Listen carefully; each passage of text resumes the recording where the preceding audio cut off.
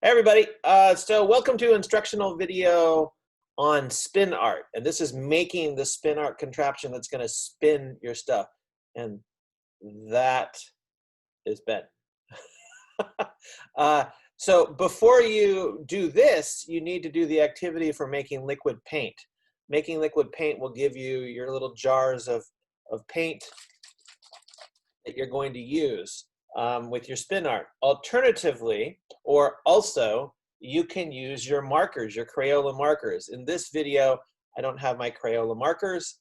I'm going to use these, but any markers will do. You can even experiment with crayons. You can experiment with anything that makes color, pretty much. So I'm going to switch to my shared screen so you can see the stuff that you're going to need. Okay, so you are going to need your colors, obviously. I'm going to move those out of the way for now. You have these squirt bottles. You'll put your colors into your squirt bottles, and I don't have it handy, but there's also a teensy little funnel that will help you fill these squirt bottles. So we're only going to use, we're actually not going to use the squirt bottle, but you basically would open the squirt bottle, fill it up with one of these colors. Don't put too much in because you want to be able to use your colors in lots of places. Screw it on nice and tight. And once it's tight, you'll notice that this little piece also screws on and off. Okay, so we're gonna actually, for when we actually paint, we're gonna use markers and our droppers. Your kit comes with some droppers to drop the paint, and I'm only gonna need one, so I'm gonna move this stuff out of the way. So we'll save this one. We'll put that dropper next to the pirate.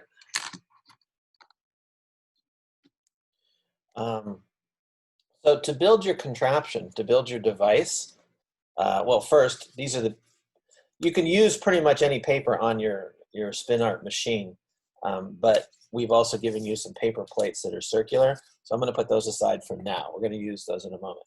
To build your contraption, you're going to need a couple of things. You're going to need the big gear. You're going to need one of your pegs. I used the shortest peg, but you can experiment with them. You're going to need a motor. You're going to need your battery box. Mine looks a little bit different because I'm using a different one, but yours will have 2 AA batteries in it and an on-off switch and a plate.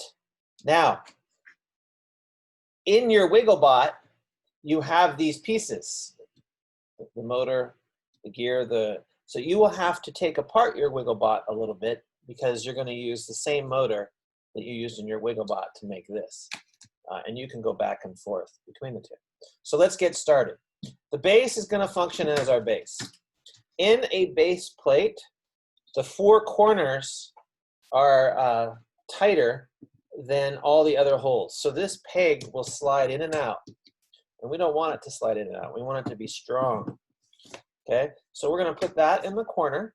We're then going to take our motor, which has this little hole, and we're going to slide that onto the peg.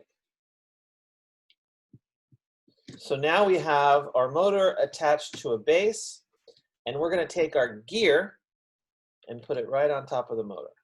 Okay? Now, we're going to take our battery, and notice that it has an on-off switch. We want it to be off. So have it off, and we're going to attach our wires. Now, it doesn't matter which wire attaches to which in this case. It does with your microbit, so make sure when you're working with your microbit you pay careful attention to how you connect your wires. But when you're working with a motor, the positive and the negative, in this case they're red and black, go to these 2 wires, which happen to be white and blue. It doesn't matter because all it does is change the direction of the motor. Okay, so now we're going to test things. We're going to turn the switch on the batteries, and there we go. It spins. You always want to test at this point and make sure things work. We gave you some extra batteries, so when these batteries die out, you can replace them and keep on going. Okay, to replace the batteries, this is probably going to be covered in other things, You just slide the back off and put them in. Okay, so we're going to use tape to attach a plate. So we're going to grab a plate. And these plates can be tricky. We want to really look careful at our plates and peel them apart. So we're only taking one. And, you know, I think a lot of people, when they use these kind of paper plates, actually have a whole bunch stacked. We want just one, because one means more fun. We'll have more fun with things because we'll get more pieces of art. Now, you can attach it like this, or you can attach it like this. The trick with this is getting it centered on the gear. So you can do a lot of different things. Now what I'm going to do is, you could just guess and it would work okay, but it would be wobbly. I'm going to actually measure the center and mark the center of the plate. So if you'll notice, there's a circle, like an indentation. I'm going to measure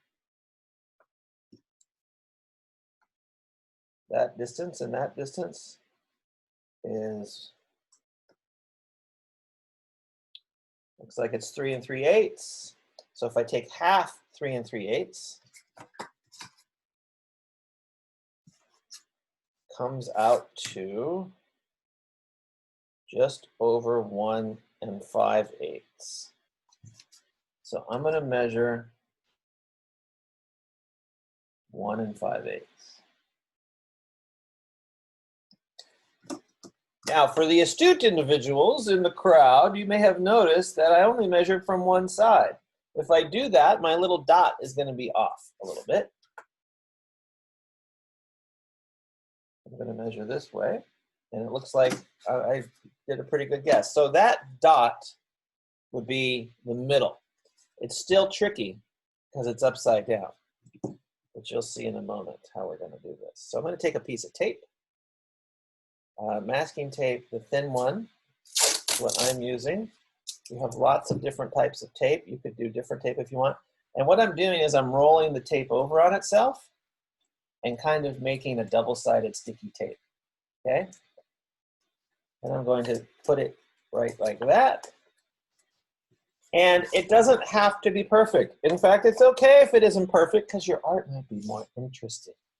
So I'm gonna just look at where things are and make a pretty good guess, but I have my dot. I'm following. And now here's the moment of truth. We're gonna turn on the device with the plate attached, and it's probably gonna be wobbly. Oh, it's a lot wobbly. But that's okay, because the wobbles will give you interesting designs. So I'm going to turn on my design, and if you're working with markers, you can just do it like this. You can just kind of, let's see what happened there. Let's turn it off and check our design. So you'll see how it gave, I only touched lightly. Interesting things happening there, okay? So let's do a little like this. It's okay if you bring it to a stop. Now, I want to add some paint to this. So I'm going to take some paint, and this is my red. I'm going to give it a shake. This paint has been cooking, meaning sitting in this jar for a few days, and it actually makes it better. So with that paint, I'm going to draw some up. But before I do that, I don't know if you noticed that paint goes flying everywhere when it hits fast-moving objects. Maybe you didn't know that. You're going to have a box.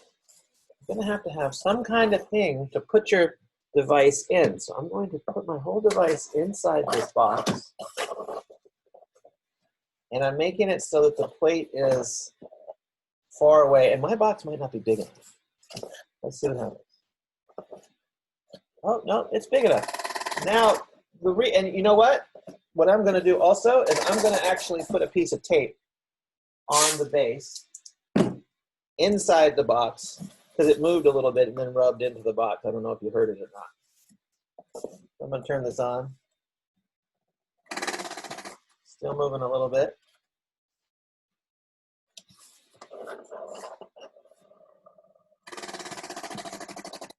Like I need another piece of tape. When you're doing all of this, make sure that your alligator clips don't touch each other. I'm going to tape those to the side of the box too. Do you see how I did that? I taped one to the side of the box. And we're just going to add some more tape. If you have a slightly bigger box, this will be a lot easier. I don't have a slightly bigger box, so it's a little tougher. Okay, and I'm going to go on. And why is it not going? Oh, it's touching that wire. Okay, and I got there, and it's going. Now let's see what happens with this paint. So I'm using a dropper, and I'm going to take some of this paint out, and I'm going to make a big mess. And sometimes that's what you got to do to make big art.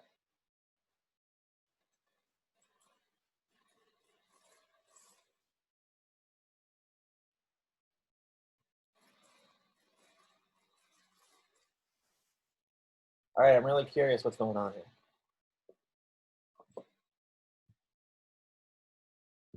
Let's see what it looks like. Oh, that's a cool little spiral effect. You can use different kinds of paints if you have them. I want to point out that you could make modifications to your box. You could have the battery switcher on her, which in my box is down here in the corner inside. You could poke some holes through your box, feed them through, feed the alligator clips through the holes in the box. You can really tinker and tweak with this design quite a bit. And if your box is a little bit bigger, you can use bigger pieces of paper. But do you see what the box prevented from happening? I don't know if you can see the inside here. I'll take my light and actually shine it. You can see where the red paint went against the inside of the box. So it went against the inside of the box instead of all over me, which I'm sure you all wanted to see, but not today, maybe later. Hope this helps you understand how to make your spin art. See ya on Zoom.